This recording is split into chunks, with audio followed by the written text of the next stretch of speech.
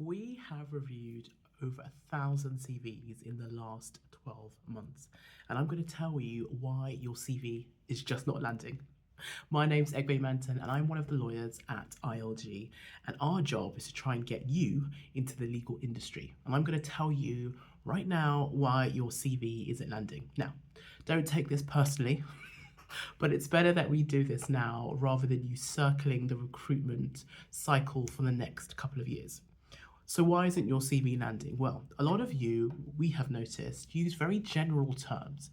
So for example, you might put in your work experience that you supported a solicitor.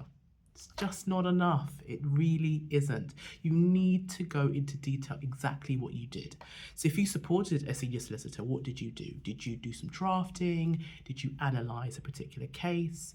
Did you liaise with particular clients? Or maybe you were responsible for collating and bundling particular documents.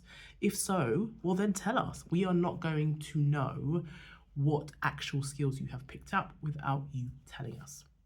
Another thing that we see a lot is things like key profile areas and things like key skills.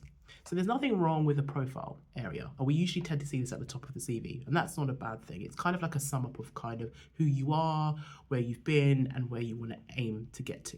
Fine. But then we have this section, which we're just not a big fan of, which is key skills. Now, the reason for that is because we see a lot of CVs, and so do legal grad recruiters. And what they want to see is evidence of those key skills. So rather than you just putting together a list of random skills that you might have picked up over the last few years, it's important that you are evidencing them. So if you're talking about a key skill, for example, you might say, I'm great at advocacy. Okay, tell us why. Have you been to tribunal, or maybe you have done some mooting? Like, tell us how you picked up that key skill, and also what was the impact. So less list, more explain. And the third thing that I think is important to mention is also impact. That is going to be where they will either take you or decide to take somebody else. And what do I mean by impact? So one of the best ways for you to get across the line and get to the next stage is being able to talk about your legal work experience from an objective standpoint.